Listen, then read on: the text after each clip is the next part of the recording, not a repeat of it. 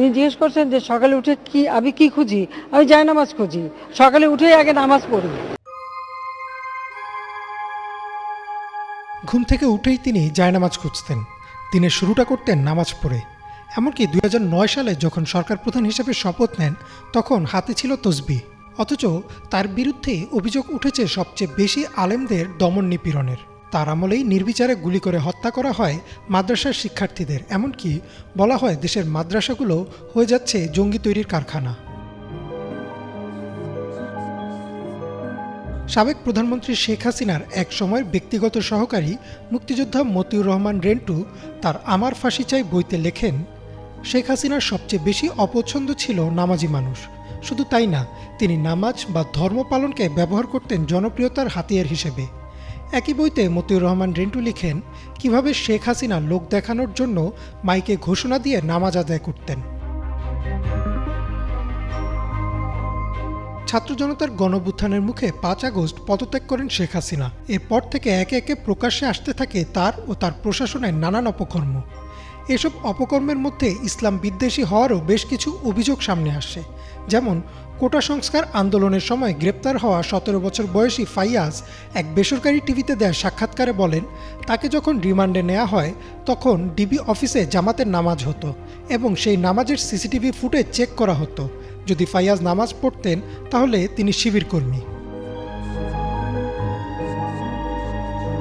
ঢাকা বিশ্ববিদ্যালয়ের জহুরুল হক হলের এক শিক্ষার্থী বলেন, 6 মাস তিনি গোপনে গোসলখানায় শুধুমাত্র ফরজ নামাজটুকু আদায় করেছেন, কারণ ছাত্রলীগের কর্মীরা মসজিদের সামনে দাঁড়িয়ে থাকত আর দেখত হলের কে কে নামাজ পড়ছে।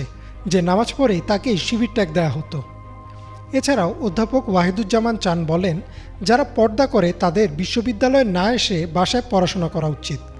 38তম বিসিএসে প্রথম হওয়ার পরেও বাদ দেওয়া হয় মারুফকে, কারণ তিনি ছিলেন একজন কোরআনের হাফেজ।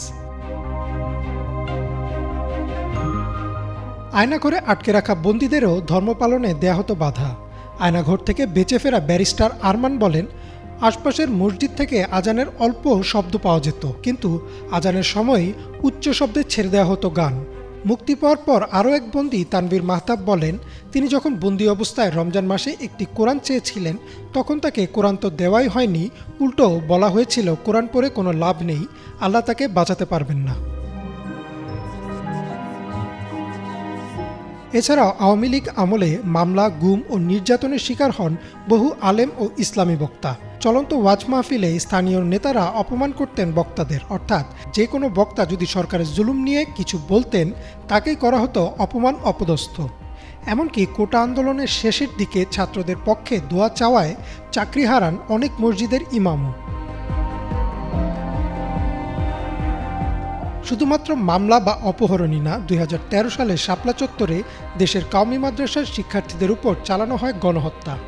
মানবাধিকার সংস্থা অধিকারের একটি তালিকা অনুযায়ী সে রাতে নিহত হয়েছিল অন্তত 61 জন, যাদের অধিকাংশই ছিলেন মাদ্রাসা ও এতিমখানার শিক্ষার্থী। এসব ঘটনা দেখে নেটিজেনরা বলছেন, শেখ হাসিনাই ছিলেন বাংলাদেশের সবচেয়ে বড় ইসলাম বিদ্বেষী মানুষ, আর তার আমলে মুসলিমরাই ছিলেন সংখ্যালঘু। ইমরান মাহমুদ, বাংলা ভিশন।